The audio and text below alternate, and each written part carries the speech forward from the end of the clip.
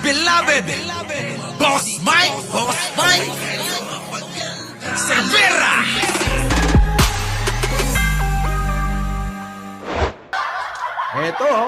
Ito ang patunay na talagang seryoso ang Pangulong Bongbong. Aba mga kababayan, napatayo ako rito eh. Oo. Napatayo ako mga kababayan. Eto na, pasok! Ang dalawang malalaking barko ng Pilipinas, ang tek na yan, monster ship ng China malapit sa Zambales. Hindi rin daw papayag ang ating militar na muling magtayo ng artificial island ang China. Nasa frontline ng balitang yan, si Gio Robles. Nako. Sa aerial inspection ng eroplano ng Philippine Coast Guard, tanaw na tanaw ang monster ship ng China. Nako. Habang umaaligid pa rin sa loob ng Exclusive Economic Zone ng Pilipinas. Ayon sa PCG, huling namataan ang monster ship sa layong 77 nautical miles mula sa kanluran ng Capones Island sa Zambales. The presence of the monster ship in our waters is illegal and inconsistent with the exercise of freedom of navigation and innocent passage. We do not want to normalize this kind of behavior. It is an escalation and provocative. Dalawang pinakamalaking barko na Eto ng na! Philippines. Ito na! Ha! Kita nyo? Ganito ang presidente mga kababayan. Hindi ka ipapahiya. Hindi ka tulad ni Digong, binola lang kayo ng binola, tuwan-tuwa naman kayo. Lapit, mga DDS, at pakinggan nyo tong sasabihin ko. Ayan, ganito ang presidente. Hindi kayo makapagsalita rito, no? Ito, mga kababayan, ang dapat sinasuluduhan at hinahanga ang presidente. Kita nyo, mga kababayan ko? Ito, malupit! Diba? Malupit, Pimi Busto! Pakinggan nyo, Ito na, si Roy, nandyan na. Dalawang pinakamalaking barko na ng Philippine Coast Guard ang dineploy para buntutan at paalisin ang monster ship. Sanib puwersa ngayon sa pagbabantay ang BRP Gabriela Silang at BRP Teresa Magbanwa na kakabalik lang galing Bataan matapos magkaproblema sa makina. Our main role right now is to make sure that the China Coast Guard vessel don't come close off the coast of Zambales. With regard to moving them farther away from Bajo de Masinloc, I think that's a different question already. Diba? Iginiit ng National Task Force for the West Philippine Sea na hindi nito hahayaang magtayo ng panibagong artificial island ng China sa Scarborough Shoal. Nakahanda raw ang militar. Nako, yan na mga kababayan ko. Putik na yan, nakahanda na raw ang mga militar, mga kababayan. Alam nyo mga kababayan ko, kailangan lang talaga na ipagpilitan natin na ilaban yung atin eh. Kasi ang China takot naman eh. Isipin nyo mga kababayan ko, bakit inumangan na nila, eto tanong ko sa mga nagpo-propaganda pa rin at gigirahin tayo ng China. Ito tanong ko sa mga DDS. Lapit uli. Lapit. Tanong ko, kung talaga sa pagkikipagdigma ang China, bakit ang Taiwan na kiniklaim nila na kanila na at kalahi nila yung mga nando doon, inumangan na nila, bakit hindi nila tinuloy? Ano nangyari? Akala ko ba'y kayang-kaya nyo sakupin? Dahil kiniklaim nyo na teritoryo nyo nga yan eh. Pinaikutan na nila mga kababayan eh. Pinaikutan na! Anong nangyari? Bakit biglang sumurrender? Diba? Kaya mga kababayan, isipin yung maigi yan. Kaya sa mga nagbabalita ng mga DDS na, pagka kayo ginera, wala tayo doon. Huwag niyong isipin yung guni-guni nyo yun. Ito kasi ang problema sa mga DDS eh. Gagawa sila ng guni-guni na gustong ipasagot sa atin. Alam niyo yan? Hindi niyo ba napapansin? Ganon sila. Pare-pareha siya mga yan. Yung mga DDS, mula sa kay Sara hanggang sa pinaka keyboard warrior nila, gagawa sila ng senaryo, gagawa sila ng guni-guni, tapos gusto nila sagutin natin eh. Kayo lang ang makakasagot niyan. Kayo gumawa ng guni-guni nyo eh. Diba? Diba? Ipipanya espiritu, diba? Lanjo. Oo, diba? Eto na, mga kababayan ko. Red lines. Nakita nyo naman. Tropa ko yan. Diba? Si Commodore Roy. Hindi. Si Admiral Roy. Ha? Kita nyo? Si Admiral Roy, pasok. Possible na gagawa siya ng any structure. Di ba yan, Si Admiral Vincent Roy Trinidad. Kita nyo? Tawag ko dyan, si Paring Roy. Kumpare ko yan! Anyo? Yan yung mga tropa ko.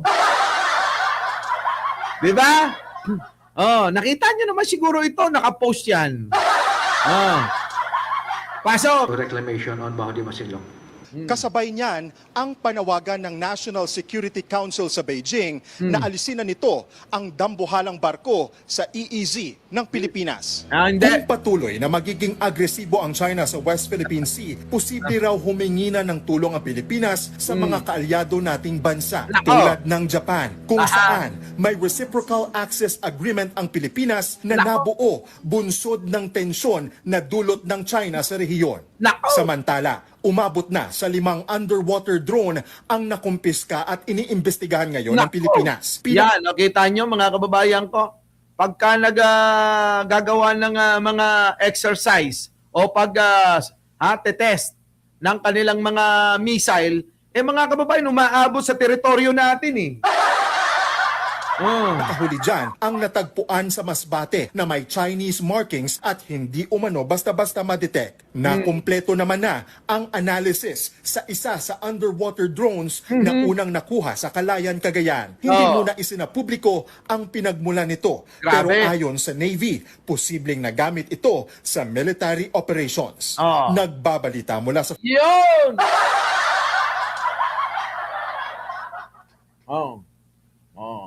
Patapos na ako. Isara mo na para matapos na ako. Eto na. Niyayaya na ako ni Jen eh. Eto na mga kababayan ko. Ay, nako, paano ba naman yan mga kababayan ko eto, pakinggan ninyo. Pakinggan nyo maigi to. Paano ba naman? Marami tayong kakampi. Eto. Pasok! Mangingiming depensa ng Amerika ang Pilipinas oras na may umatake sa ating mga barko sa South China Sea. Yan po ang malinaw na pinangako ni U.S. Defense Secretary kay Pangulong Bongbong Marcos. At live mula sa Washington D.C. nasa frontline ng balitang yan. Eto, mas matindi mga kababayan. Pasok! At na mensahe si U.S. Secretary of State nominee Marco Rubio sa China. Ito. Ayan naman pala biglang nabahag ang buntot. Pasok! May mabigat na mensahe si U.S. Secretary of State nominee Marco Rubio sa China. Tigilan ang panggugulo sa Taiwan at Pilipinas. Kabilang sa pinuna ni Rubio ang pananatili sa exclusive economic zone ng Pilipinas ng monster ship ng China. Nakatutok si JP Soriano. Kita nyo mga kababayan ko, marami tayong kakampi. Alam nyo mga kababayan, parang politika lang yan. Halos 2 linggo nang binabantayan ng Philippine Coast Guard ang monster ship ng China Coast Guard. Kahapon, muli itong niradyuhan ng BRP Gabriela Silang. China Coast Guard Vessel 5901. This is Philippine Coast Guard Vessel BRP Gabriela Silang. You do not possess any legal authority to patrol inside the Philippines Exclusive Economic Zone. You are directed to depart immediately and notify us of your intention. Ang China Coast Guard sumagot. This is China Coast Guard, Vessel 5901. I'm performing law enforcement duties on the jurisdictional waters of the People's Republic of China. sa gitna na nakababahalang ginagawa ng China Coast Guard na nagpapatrolya sa loob ng exclusive economic zone ng Pilipinas. Mabigat ang binitawang mga salita laban sa China nang napipintong magiging susunod na US Secretary of State na si Patay tayo dyan, mga kababayan! Alam nyo, ito lang talaga yung nakikipaglaban doon sa ating pagkakasunduan ng Pilipinas-Amerika. Eto, bilib ako yan. Oh, bilib na bilib ako dyan kay Rubio. Senator Mark Rubio. Sa kanyang confirmation hearing sa US Senate, tinawag ni Rubio na harassment ang ginagawa ng China. Ano kaya masasabi ng China dyan? Kung tinawag na harassment yung ginagawa niya, paano? Palag ba? Diba? Diba, Swani? Sino pa ba nandiyan dyan, mga bago? Shoutout sa inyo. Yolanda Ramirez, There's this massive, I don't even know si Leonora Brown, late na. how to describe it, but this massive ship that the Chinese have built that's like headed towards the Philippines, and the Philippines feels threatened by it, rightfully so. We've seen this on a daily basis with the harassment and so forth, but on a daily basis. Mensahe pa niya sa China. The actions they are taking now are deeply destabilizing. They are forcing us to take counteractions because we have commitments to the Philippines and we have commitments to Taiwan that we intend to keep. They really need to stop messing. Paano nyo gigirahin yan? May commitment ang Amerika pala sa Pilipinas at sa Taiwan. Alam nyo, mga kababayan ko, mga kababayan, balita ko lang, kwento lang sa akin ni Trump. Sabi ni Trump, mga kababayan, Mike Cervera,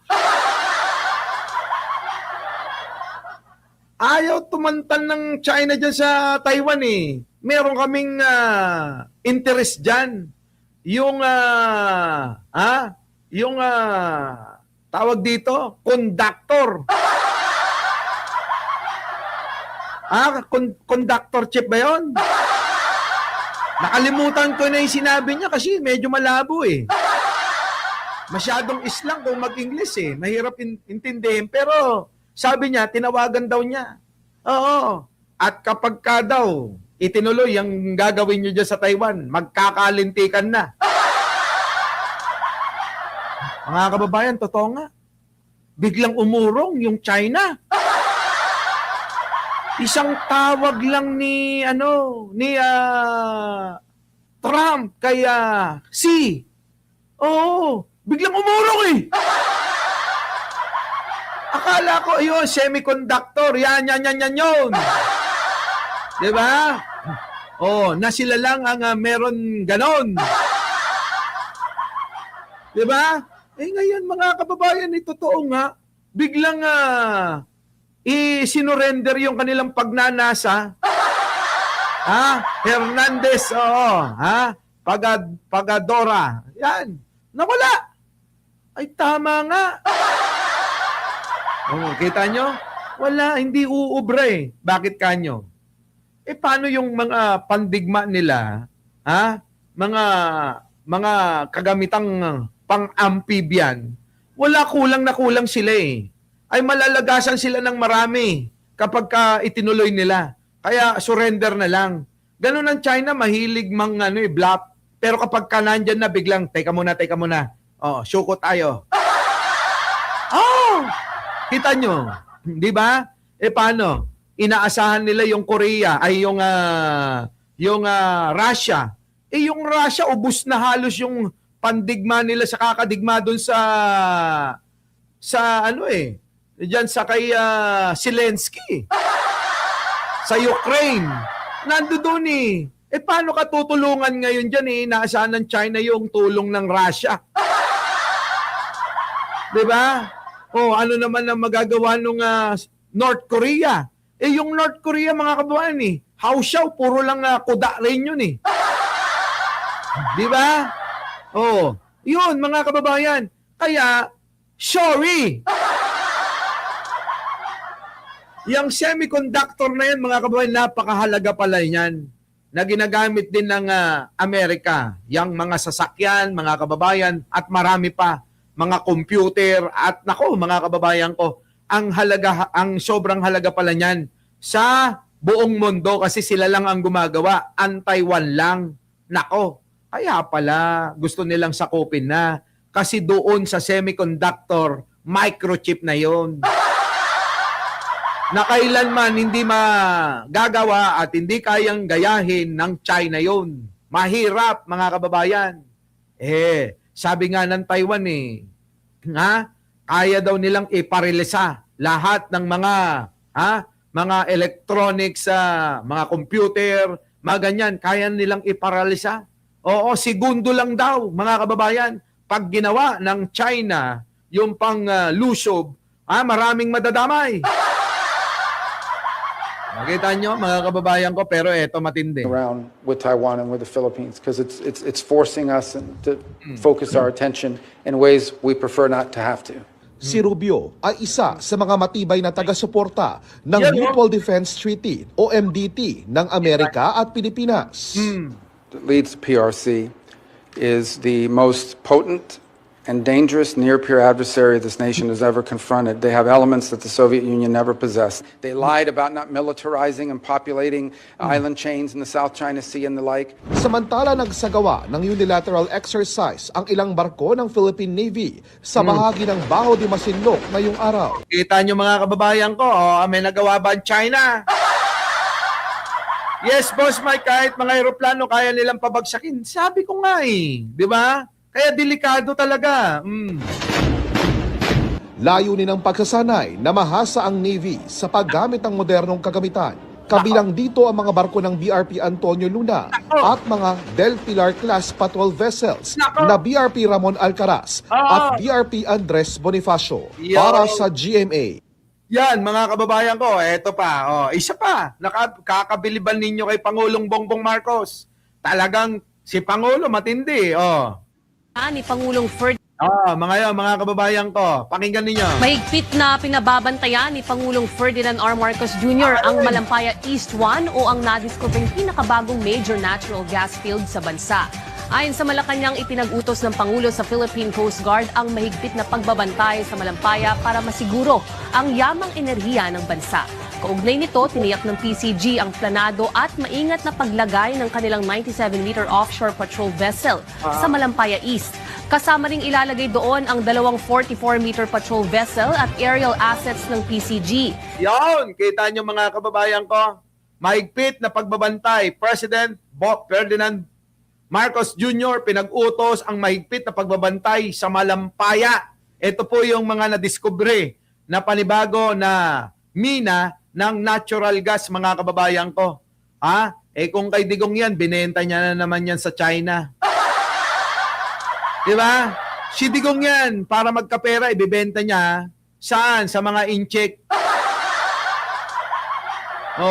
Yan ang gagawin ni Digong. Alam nyo naman si Digong demonyo yun Tinatayang may 98 billion cubic feet of natural gas ang Malampaya East 1 na kayang mag-supply ng kuryente sa milyong-milyong kabahayan at gusali sa loob ng isang taon. Yon, kita nyo? Ayon sa Coast Guard, layunin ng Pangulo na masiguro ang walang patid na pagbabantay at pagprotekta sa Malampaya East 1 sa gitna ng importansya nito sa seguridad ng enerhiya at pambansang interes. Kita nyo, yan yung mga gustong ipamigay ni Marcoleta, ni Digong at ng mga DDS na mga bobo at tanga. Di ba? Ngayon, ang Pangulong Bongbong Marcos, mahigpit na pinababantayan dahil alam nyo naman na mayroong mga nang-aangkin dyan. Tayo ang nakadiskubre ng mina ng natural gas diyan po sa pinag-aagawang teritoryo. Paano na ngayon?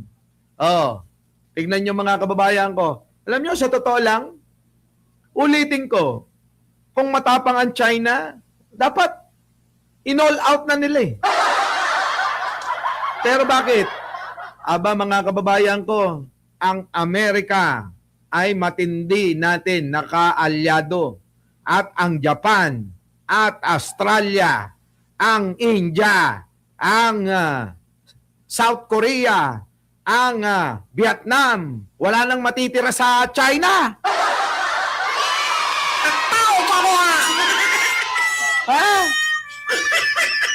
Di ba? Wala na, atin lahat. huwag kayo maniniwala dyan sa mga propaganda ng mga DDS. Diba? Mga siraulo. Paano? Mga kababayan, alam nyo, sa totoo lang, marami pa akong topic. Si Jen, sasamahan ko muna sa biyanan ko. May sinugod sa ospital kaninang madaling araw, mga kababayan. So paano? Hanggang dito na lang, mga kababayan, at maraming salamat po sa inyo. Our beloved Boss Mike